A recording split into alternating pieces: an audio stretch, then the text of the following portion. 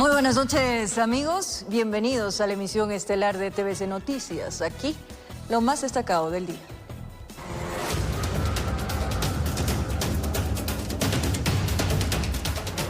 Tres delincuentes fuertemente armados ingresaron a un establecimiento comercial ubicado al sur de Quito. Los zampones sometieron a la víctima amenazándola de muerte con un arma en la cabeza.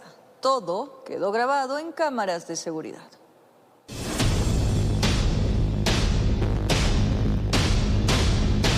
La propietaria del establecimiento estaba cerrando. Guardaba los letreros. Los delincuentes esperaron a que ella ingrese para ir detrás. Va el primero, el segundo ampón y el tercero se queda de campanero en la puerta. Una cámara interna captó cómo sometieron a la víctima. El de Chompa le quita el celular. Los dos buscan objetos de valor. La caja registradora es su objetivo, la venta del día. Ese establecimiento también funciona como entidad bancaria barrial. Se llevaron absolutamente todo. La lanzaron al suelo, la amenazaron con un arma en la cabeza, mientras seguían buscando el dinero.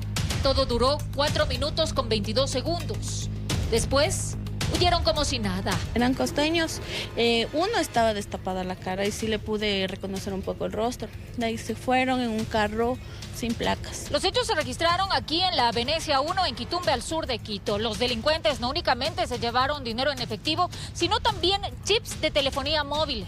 Los afectados explican que los patrullajes policiales por aquí son pocos. Argumentan que los desconocidos han regresado después del atraco a seguir espiándolos. Lograron reconocerlos. En verdad, ya que le robó, y con la misma cara vino el día lunes a hacer un retiro. Y en la voz le reconoce mi nuera. Tienen miedo, deben cerrar más temprano, están pendientes de quién ingresa al local y quién sale de comprar. Barajan una posibilidad más drástica por su seguridad. La verdad sí tomamos en cuenta mucho el vender el local, ¿no? El vender el local para uno también estar tranquilo. Piden patrullajes y la presencia de la fuerza pública en el sector. Informó Marilyn Jaramillo. Más de 10 delincuentes armados ingresaron al estacionamiento del mercado del Comité del Pueblo en el norte de Quito. Maniataron al guardia de seguridad y lograron robarse 3 camionetas y desvalijar otros vehículos.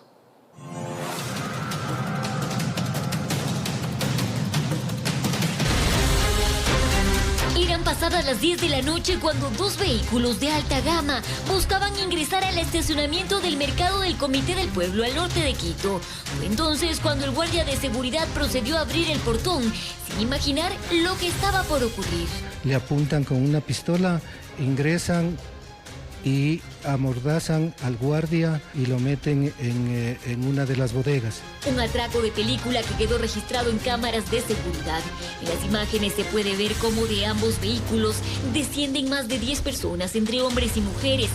Sin tiempo que perder, se distribuyen por el estacionamiento para hacer de las suyas. Abrir vehículos, sacar piezas de algunos y seleccionar otros para llevarse.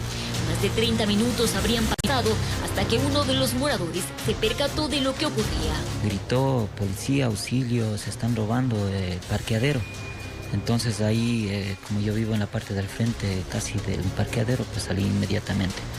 En ese momento entré y fui a aplastar el pulsador de la alarma de aquí del parqueadero y del mercado para que pueda salir la gente y hacer gente y puedan venir a ayudarnos. Si bien el estacionamiento es del mercado, los moradores rentan un parqueadero por las noches para resguardar sus vehículos.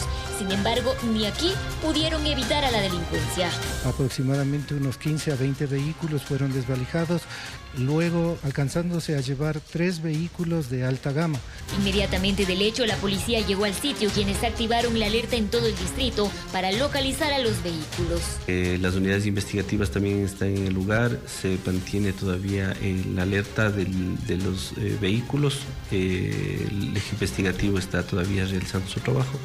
Esperemos tener noticias positivas sobre este hecho delictivo. Lamentablemente aún no se han podido localizar los vehículos sustraídos y menos los que se utilizó para el robo.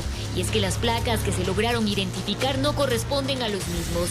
Indignados, los afectados exigen mayor seguridad. Que nos ayuden, que nos den una mano. No esperemos que suceda una muerte, algo más grave. Un llamado especial sobre todas las cosas, a la señora ministra de Gobierno para que tome acciones contundentes.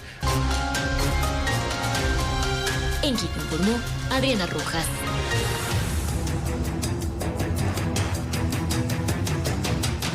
Delincuentes asaltaron un bus interprovincial que llegaba en horas de la madrugada a Quito. Los antisociales desvalijaron a todos los pasajeros. Este video se hizo viral en redes sociales.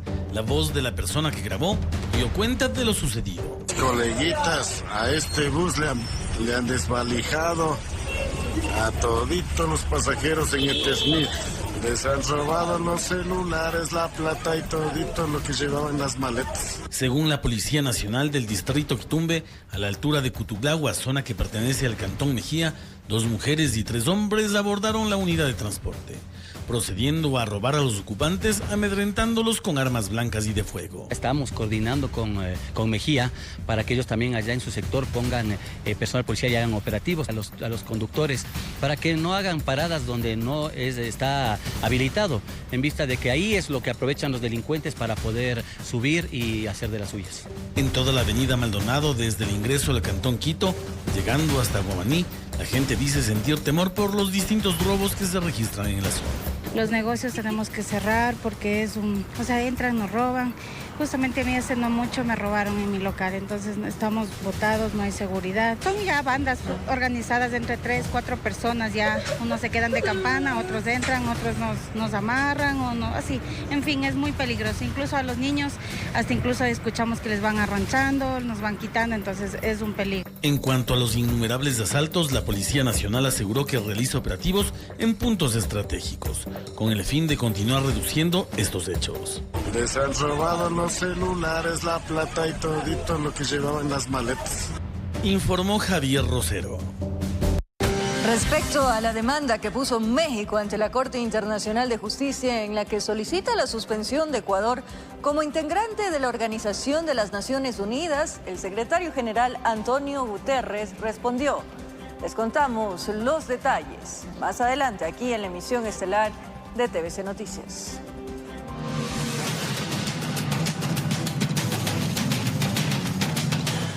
El operativo Gran Libertador 3 dejó como resultado 51 personas detenidas vinculadas a los delitos de extorsión y secuestro.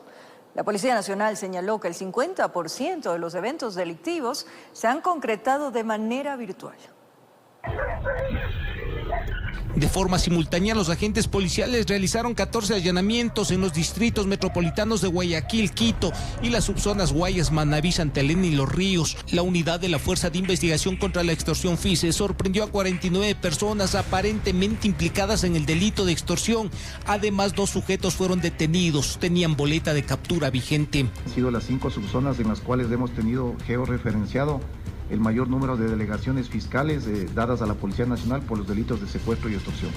El director general de investigaciones señaló que el 50% de las denuncias vinculadas al delito de extorsión tienen una motivación de carácter virtual, es decir, que las personas entregan sus datos personales, dirección, número telefónico, entre otros, a personas desconocidas que utilizan la información para delinquir. Esto es un llamado a la comunidad, a la ciudadanía, para que se prive de entregar datos personales y sobre todo teléfonos celulares, números de teléfonos celulares o a su vez direcciones que permitan una fácil identificación de las víctimas. Entre los indicios vinculantes a los hechos, 12 armas de fuego, 749 municiones, vehículos, motocicletas, $13,000 en efectivo. En Guayaquil, 11 detenidos, Santa Elena 4, Manabí 16, Los Ríos 16. En esta provincia, una persona que estaba retenida en contra de su voluntad fue liberada.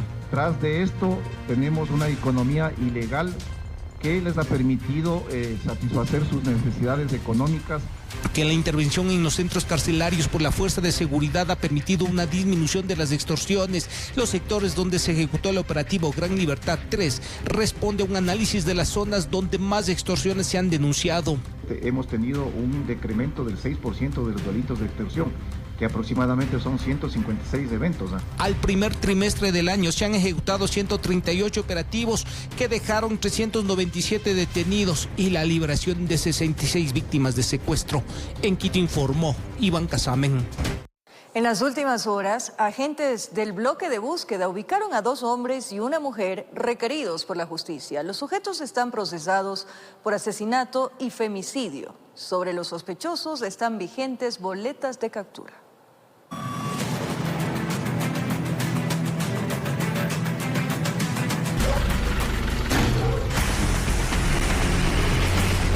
En el sur de Quito, en el sector de La Mena, fue capturada una mujer aparentemente implicada en el delito de asesinato. El hecho, que dejó un muerto y un herido, ocurrió en el año 2021. Tras un allanamiento, la señora de 44 años fue puesta a órdenes de la autoridad de justicia. Se le acusa de instigar a otros 2 sujetos, quienes están pagando una condena que acaben con la vida de sus contrarios. Había participado en el sector de la Libertad en el año 2021 en una riña y era señalada como una de las actores intelectuales. En un segundo caso, en la provincia del Guayas, en el distrito San Borondón, fue detenido un sujeto que tenía difusión roja de Interpol. Era buscado por el delito de femicidio. El hecho ocurrió el año pasado en Manaví, sector San Antonio. Edison Q está acusado de estrangular a su pareja. El hombre de 40 años de edad no logró burlar a la justicia por mucho tiempo. El extenso brazo de la ley lo sorprendió cuando caminaba por la calle. Según las primeras investigaciones, pues este ciudadano en completo estado de embriaguez había llegado a su domicilio, donde procede a agredir a su conviviente, producto de lo cual lo estrangula y termina drásticamente con la vida de esta persona. En un tercer caso, agentes del bloque de búsqueda ubicaron en el sector de Santa Ana, provincia de Manabí, a un hombre sobre quien pesa una boleta de captura por el delito de asesinato. El crimen se reportó en el año 2021. El procesado aparentemente acabó con la vida de su primo por haberle denunciado de ser el responsable de una violación. Y producto de esto, pues este ciudadano, el hoy detenido, había atentado en contra de la vida de su propio primo, propinándole disparos de arma de fuego. 3 personas que fueron puestas a órdenes de las autoridades judiciales para que respondan por sus presuntos delitos. En Quito informó Iván Casamen. 3 hombres fueron asesinados al estilo sicariato en Manta, provincia de Manabí. El primer hecho fue un doble crimen ejecutado en una gasolinera. El segundo atentado ocurrió 6 horas después y dejó una persona fallecida. 2 ataques de sicarios cobraron la vida de 3 personas en Manta, provincia de Manabí. El primer hecho ocurrió en una gasolinera. 2 personas fueron baleadas dentro de una camioneta que llegó a cargar combustible. Se ha recogido indicios balísticos, 13 casquillos. Está por verificarse si hay algún otros casquillos más. La persona que están pues fallecidas se encontraban abasteciéndose de gasolina. El hecho se registró en la vía Puerto Aeropuerto frente al sector El Palmar. Sicarios en moto dispararon una ráfaga de balas en contra de sus víctimas, que perdieron la vida en la escena del doble crimen. Nervioso, preocupado. Están horas de la mañana, estamos con 2 fallecidos a plena luz del día.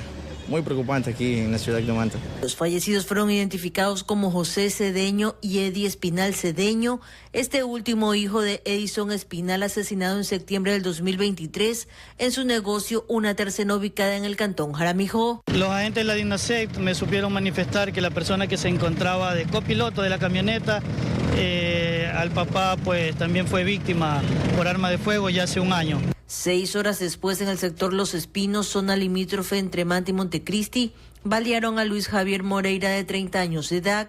La víctima fue trasladada al hospital de Elías en Manta, donde falleció. Demasiado inseguro, sí, más que todo en el día y en la noche, demasiada inseguridad. En menos de 24 horas, 6 personas perdieron la vida de forma violenta, entre ellos un funcionario público que, según la policía, trabajaba como abogado particular y que había salido de la fiscalía cuando fue emboscado. Abogado de alguna de estas organizaciones que se presume o se baraja la hipótesis de que ahí fue pues donde lo marcaron, como se dice. Con cámaras de Eduardo García desde la provincia de Manabí, informó Wendy Delgado.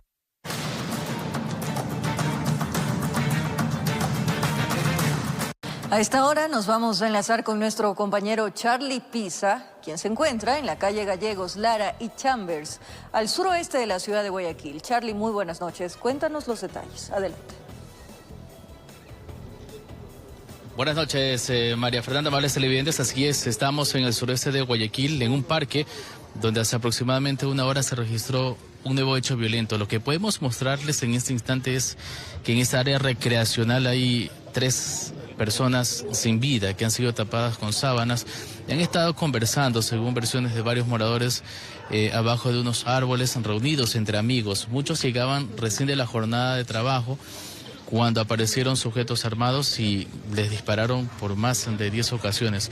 Otros fueron trasladados inmediatamente a diferentes casas de salud, pero aquí de lo que podemos confirmar, hay 3 personas sin vida. Unos intentaron ingresar a algunas viviendas y sí se salvaron según las versiones de algunos moradores y que fueron testigos y lograron abrirles las puertas para que puedan escapar, mientras que otros tropezaron y les dispararon en la cabeza. Y la Policía Nacional por ahora está tratando de levantar indicios, haciendo verificaciones, verificando también y revisando videos de cámaras de vigilancia en este sector del suroeste de Guayaquil. Aún no hay detalles de las motivaciones de ese nuevo hecho violento, pero la escena sí es terrible. Lo que aquí podemos observar, personas llorando, moradores consternados, conocían a las víctimas y otros tratando de explicarse por qué y cómo los asesinaron. 3 jóvenes que se encuentran sin vida aquí en este parque, donde habían algunos ciudadanos que por un lado jugaban vóley, otros estaban jugando indoor, y acá mientras conversaban, lamentablemente los acribillaron. Aún no hay un dato exacto de parte de la policía. Aquí vemos 3 cadáveres, pero no sabemos si en los hospitales hay más personas que han perdido la vida. Adelante, buenas noches. Gracias, Charlie, por esa información de última hora. Seguimos con más.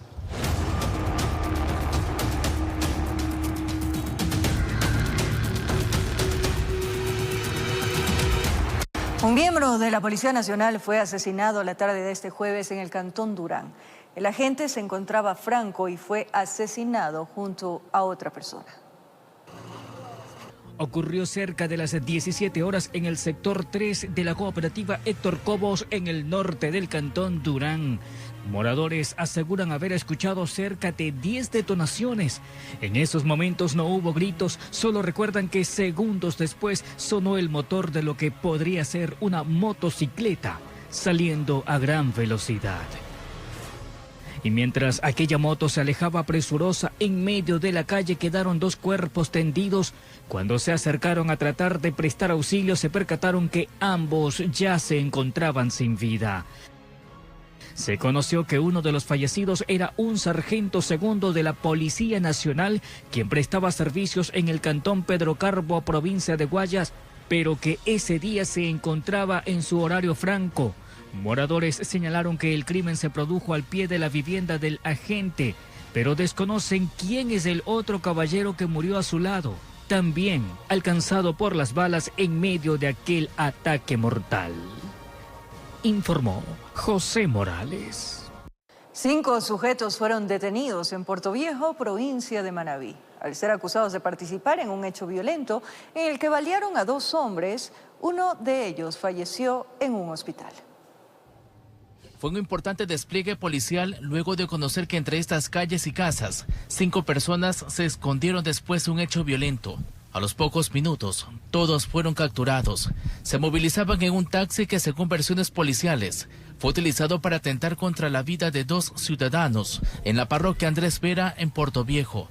Las 2 víctimas fueron trasladadas hasta un hospital, donde los galenos informaron que uno falleció. Se da con el vehículo en el cual habrían ejecutado los disparos, los antisociales, en un número de 5. 4 son ecuatorianos. 2 de ellos tienen antecedentes penales por porte y tenencia de armas de fuego, mientras que el último es de nacionalidad colombiana. En el lugar del ataque armado quedaron más de 10 vainas percutidas. Dentro de los índices asociativos se pudo registrar 5 terminales móviles de diferentes marcas, un arma de fuego tipo pistola Glock, sin serie, 6 cartuchos calibre 9 milímetros, una alimentadora. La persona que perdió la vida fue identificada como Cristian Rodolfo Peñafiel Sornosa. Las investigaciones de los agentes tratarán de determinar si eso fue un intento de extorsión que terminó en un asesinato en la capital manabita, informó Charlie Pisa. Al volver, se desarrolla la audiencia de habeas corpus solicitada por la defensa de Jorge Glass, quien pide que se declare ilegal la detención de su cliente en la Embajada de México. ¿Cuál es el pedido del gobierno de Daniel Noboa? Les contamos en breve, aquí en TVC Noticias, emisión estelar.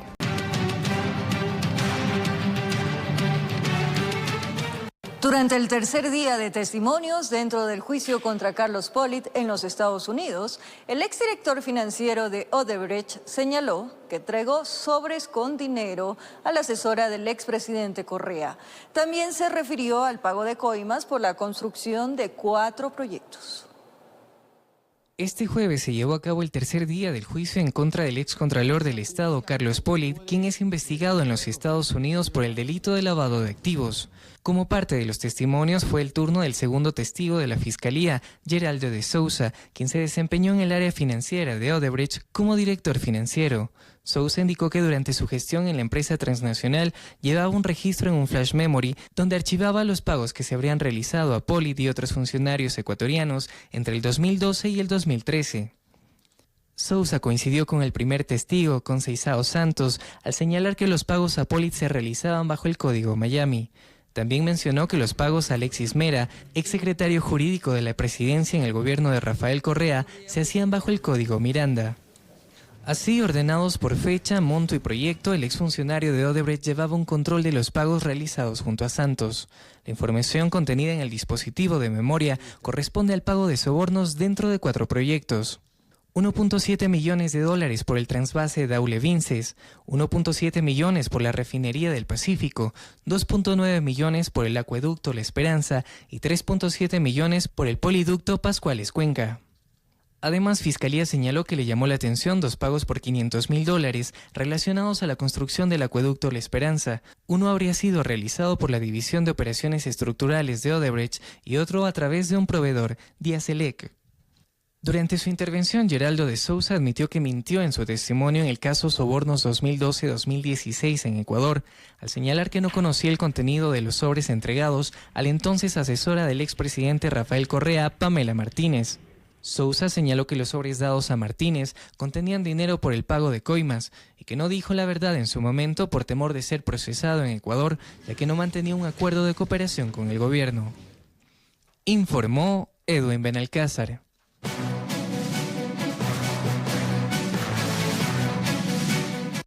Atención, a esta hora nos enlazamos con nuestra compañera Marilyn Jaramillo, quien se encuentra en la Corte Nacional de Justicia, donde se lleva a cabo la audiencia de habeas corpus de Jorge Glass. Marilyn, cuéntanos qué novedades tenemos a esta hora. ¿Ya hubo una resolución del habeas corpus? Adelante. ¿Qué tal, María Fernanda? En Estudios Centrales, amigos televidentes, muy buenas noches. Cuando son las 22:28, así es, nosotros nos encontramos en los exteriores de la Corte Nacional de Justicia, en donde un tribunal está encargado de tratar precisamente este recurso presentado por la defensa del ex vicepresidente Jorge Glass, un recurso de habeas corpus. Pero, ¿qué ha sucedido a lo largo de esta jornada? Nosotros les hemos preparado un informe al respecto.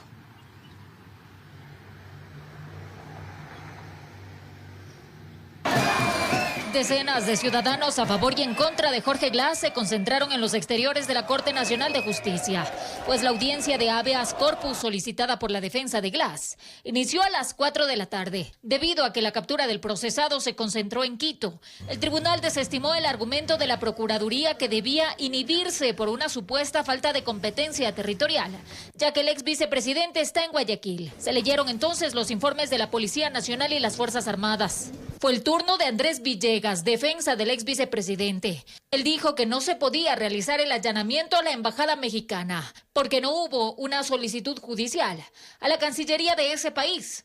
Aseguró que se ha violado los derechos humanos de su defendido y pidió que se declare la detención ilegal. Solicitó que su cliente sea trasladado a la embajada de México más cercana o entregado a un estado que pueda mantenerlo en calidad de asilado. Después fue el turno del ex vicepresidente desde la cárcel de máxima seguridad de La Roca. Tomó la palabra a las 7 de la noche. Dijo haber escuchado gritos mientras hablaba por teléfono el día de la incursión policial y pidió una condecoración para Roberto Canseco, jefe de la misión diplomática, porque trató de impedir su detención. Glass insiste que todo esto responde a una persecución política. Pasadas las 19:30, la jueza Melissa Muñoz, de la Unidad de Garantías Penitenciarias, aseguró que la privación de libertad no es ilegal, tampoco arbitraria ni ilegítima. Solicitó por eso que se rechace el pedido de habeas corpus. También intervinieron Michelle Mancheno, secretaria general jurídica de la Presidencia de la República, y la ministra Mónica Palencia vía telemática, quienes pidieron tajantemente al tribunal se rechace el recurso presentado, informó Marilyn Jaramillo. Así es, en horas de la tarde se concentraron gran cantidad de simpatizantes de Jorge Glass en este punto. Sin embargo, a lo largo de los últimos minutos, ellos ya se han llevado las pancartas y las bubucelas con la que estaban alentando precisamente al ex vicepresidente Jorge Glass en esta diligencia. También pudimos observar la salida de la legisladora de Revolución Ciudadana, Yajaira Urresta, quien ha estado pendiente de esta audiencia. Cuando le tocó el momento de intervenir a la ministra del Interior y de Gobierno, Mónica Palencia, ella dijo sentirse incómoda el tener que defenderse de semejante patraña. Además dijo que esta situación indigna. Mencionó que Jorge Glass no es ningún perseguido político y que muchas veces, por muchos años, fue protegido por una justicia corrupta. Recordemos que sobre el ex vicepresidente pesan 2 sentencias condenatorias ejecutoriadas por casos de corrupción. A las 9 de la noche se dio paso a un receso por parte de los magistrados. Sin embargo, tenemos entendido que en este momento están deliberando sobre la valoración de las pruebas. Se rumoraba que esta audiencia podía finalizar a la medianoche. Sin embargo, nosotros estamos pendientes a que ahora mismo los magistrados tomen una decisión, una resolución sobre este pedido de habeas corpus solicitado por la defensa del ex vicepresidente Jorge Glass. Se prevé que esta diligencia dure un par de horas más. Cuando son las 22:32, esta es la información que tenemos hasta el momento. María Fernanda, amigos televidentes. Recientes tensiones diplomáticas entre México y Ecuador, la nación azteca anunció este 11 de abril que presentará una demanda ante la Corte Internacional de Justicia de La Haya con un pliego de reclamos. Primero, juzgar y declarar que Ecuador es responsable del daño que las violaciones de sus obligaciones internacionales han causado y siguen causando a México. Segundo, la suspensión de Ecuador como integrante de la Organización de las Naciones Unidas. Para el ex canciller ecuatoriano Marcelo Fernández de Córdoba, solicitar la expulsión de Ecuador de un organismo internacional y la demanda ante La Haya, a más de requerir cumplir con ciertos requisitos, puede tomar años. Los procesos en La Haya pueden demorar un par de años, más de un par de años. Son procesos sumamente largos, ¿no? Habrá que ver en cada caso qué es lo que ocurre. Yo no creo que vaya a haber unas sanciones a nivel mundial. Yo creo que se irá asentando la situación y ojalá el gobierno realmente haga una campaña, ¿no? En el sentido que acabo de mencionar, que México también debería ser sancionado, si es el caso, por el hecho de haber concedido un asilo para un delincuente común. En este criterio coincide Roberto Beltrán, docente de resolución de conflictos. Sí, bueno, México está en el derecho de hacer uso de cualquiera de los mecanismos que estime pertinente. Otra cosa es que esos mecanismos se allanen a esa pretensión, ¿no es cierto? Entonces, hay que cumplir efectivamente unas condiciones para poder activar lo que sería esta Corte Penal Internacional, en algunos casos también en unos procesos criticada por el gobierno mexicano. El ex canciller recuerda que el actual gobierno de Manuel López Obrador terminará su periodo el próximo 1 de octubre y un posible escenario sería el que sean las nuevas autoridades quienes asuman la responsabilidad de analizar este tema. Cuando hay un rompimiento de relaciones hay que esperar a que existan nuevas circunstancias. Lo normal es que vengan nuevos gobiernos. Sobre la detención de Jorge Glass para presentarla en organismos internacionales. Tras los incidentes del pasado miércoles en la Comisión de Relaciones Internacionales de la Asamblea Nacional, este viernes se retomarán las comparecencias de la canciller Gabriela Sommerfeld y el ministro de Defensa, Giancarlo Lofredo. ¿Cómo hacer para mañana evitar estos incidentes? Bueno, es virtual, va a ser virtual. Recuerden que hay una declaratoria de reservada Por lo tanto, solo pueden acceder los 9 asambleístas a la sala virtual, los ministros, las partes que hayan sido llamadas y el equipo técnico de la comisión, tanto de la Asamblea como de la Comisión de Relaciones Internacionales. Pese a las críticas, continuarán con la recopilación de información sin descartar que puedan ser convocadas otras autoridades. De alguna forma podrían deslegitimar el estudio, la investigación que está haciendo la comisión que usted preside. Parece que hubo un tema de obstaculización del mismo, pero en este caso ha primado la razón, la justicia, el derecho, el respeto al procedimiento legislativo.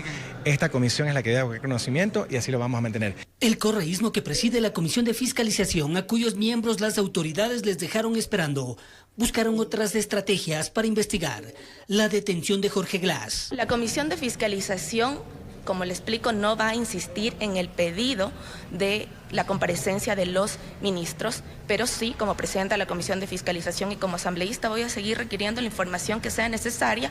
Buscan determinar, entre otras cosas, quién ordenó el operativo en la embajada. ¿Y esa información qué va a pasar? Bueno, con esa información nosotros vamos a realizar varias visitas a organismos internacionales. Nosotros haremos llegar esa información a los organismos internacionales. ¿Para pedir sanciones contra Ecuador? Nunca, jamás. Pamela Aguirre jamás pedirá sanciones para su país. Más allá de eso, para que se conozca la verdad, para que tenga la información suficiente. Y ahora lo que nos resta a nosotros como país es que el gobierno haga los acercamientos necesarios. 2 investigaciones que se realizarán de forma paralela, informó Héctor Romero.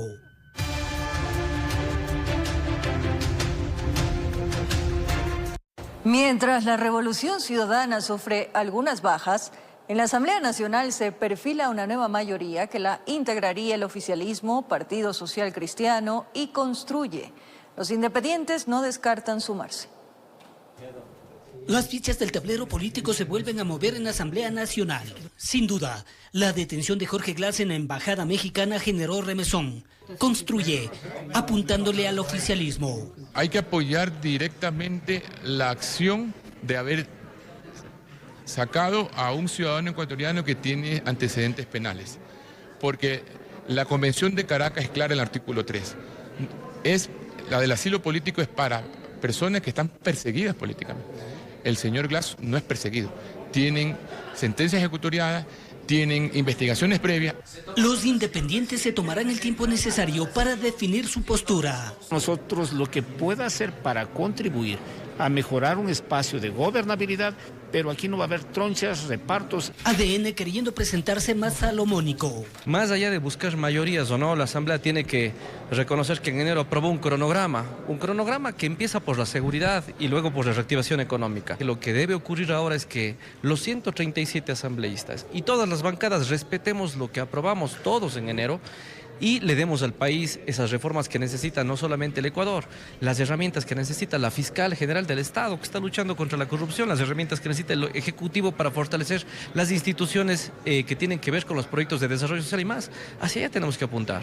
La Revolución Ciudadana sumando más bajas. Milton Aguas y Javier Jurado prefirieron alistar maletas y separarse de la organización política. La Revolución Ciudadana se está desgranando. Ayer tuvieron 2 bajas, si no me equivoco. No, más bien me parece que se define la postura particular de los legisladores en función de sus últimas actuaciones. Más bien lo que yo le invito a la opinión pública y a ustedes es saber cómo votan, qué votan y a cambio de qué lo harán. Así, mientras unos buscan consolidarse, otros prefieren alejarse. Por el momento, informó Héctor Romero.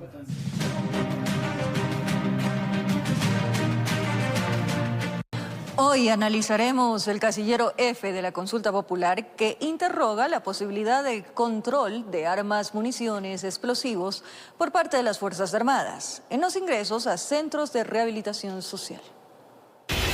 Como parte de las preguntas que se refieren a la seguridad, la sección de consulta popular inicia con esta interrogante.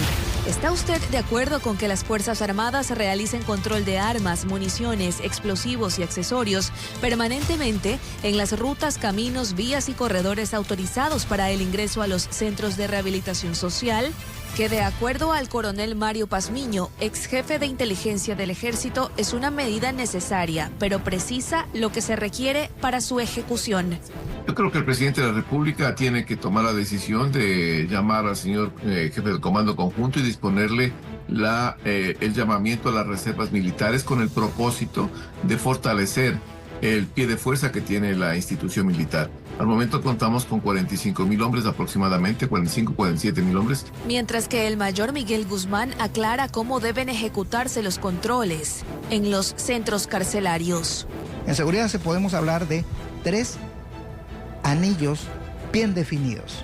El anillo externo, que es el perímetro de la penitenciaría. Entonces, en los accesos al anillo externo, ¿tiene que haber controles? Sí. En el anillo medio, que es entre el perímetro y las instalaciones, llámese en pabellones, tiene que haber controles por obvias razones elementales de seguridad. Y en el anillo interior o del objetivo, que es prácticamente las celdas, también tienen que haber controles. Ambos coinciden en que la pregunta bien plantea los controles como algo permanente. Y ponerlas a patrullar las 24 horas del día con el propósito de evitar que la delincuencia siga haciendo presencia en territorio. Pues tiene que serse evidente, pero no por estos momentos y circunstancias que estamos atravesando de inseguridad, sino permanentemente, porque es la única forma. Esta pregunta no contiene anexos. De aprobarse, su aplicación sería de forma directa, informó Adriana Peralta.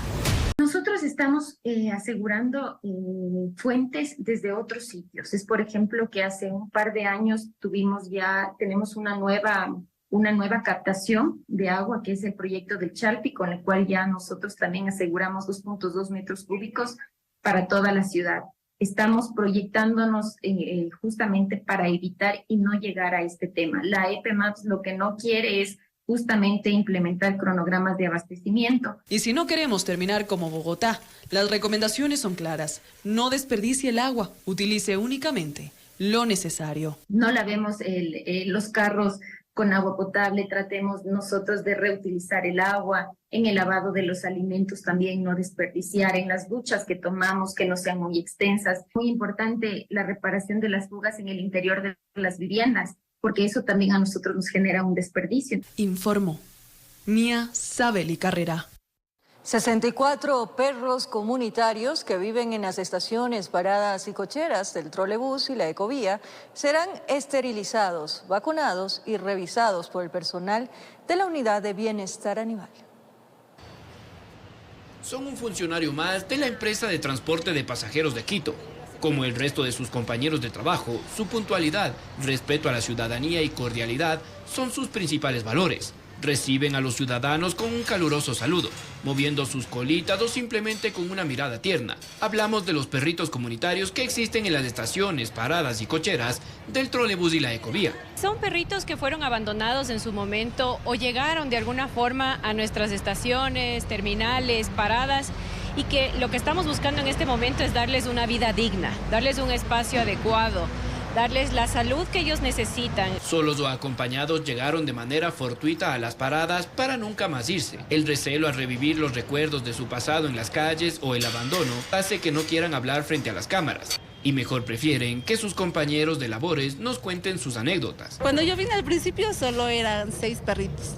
El Ramón, este perrito pequeñito que está aquí, es un nuevo perrito que le cogimos de aquí con mucho cariño, le cuidamos. Cuando uno se llega, ellos nos reciben con cariño, igual uno se les recibe, se les abraza y todo. Como Oso, Paola, Ramón, Rose, Nena, Laura y Rufo, la empresa de transporte de pasajeros ha contabilizado 64 perritos comunitarios, los mismos que han convertido de sus hogares las estaciones. Es por eso que priorizar su bienestar y cuidado veterinario ahora es el objetivo de las autoridades. Casi un 50% de los animalitos no tienen sus vacunas al día, así que estamos levantándoles un carnet a todos. Van a tener ahora ya su carnet de la empresa para ser identificados y poder tener el tratamiento adecuado. En la actualidad, existe un comité de empleados que los cuida y canaliza el financiamiento de su alimentación. Pero también desde las organizaciones sociales han propuesto velar por el bienestar de estos peluditos. Hay muchas personas que se ofrecen y que vienen, muchos vienen todos los días a darles un poquito de comida, algunos un poco más de comida de lo que requieren. Explican las autoridades que la iniciativa no responde a ningún programa de retiro de los animales, ni mucho menos eutanasiarlos. Al contrario, es buscar un registro de los mismos para evitar que sigan viviendo el abandono e irrespeto a sus derechos. Son vecinos que conviven ya en nuestra comunidad. son animalitos que son parte ya de nuestro diario vivir, entonces retirarles del espacio donde ha sido su hábitat no es lo consecuente, a menos que represente un riesgo para ellos o que ellos se encuentren en condiciones vulnerables. Siempre lo principal es precautelar la salud de los animalitos. Su fidelidad y tranquilidad los ha convertido en los verdaderos quiteños honorables. Sirven a la ciudad las 24 horas del día a sol y sombra, y a cambio se han ganado un pancito, un amigo y el cariño de toda la ciudad, que no dejará que vuelvan a las calles nuevamente. Informó. Antes de finalizar les contamos, la ministra de Trabajo Ivonne Núñez, a título personal, presentó una denuncia en contra del expresidente Rafael Correa por el delito de traición a la patria, tipificado en el artículo 353 del COIP. Núñez cuestiona los pronunciamientos que el exmandatario realizó en diferentes plataformas y medios relacionados al asalto de la Embajada de México en Quito. Además, la ministra solicita de manera urgente que se suspendan las cuentas de Correa en las redes sociales X y Facebook. Que descansen, amigos. Gracias por su compañía, cariño, pero sobre todo esa fiel sintonía. Como siempre, un abrazo grande.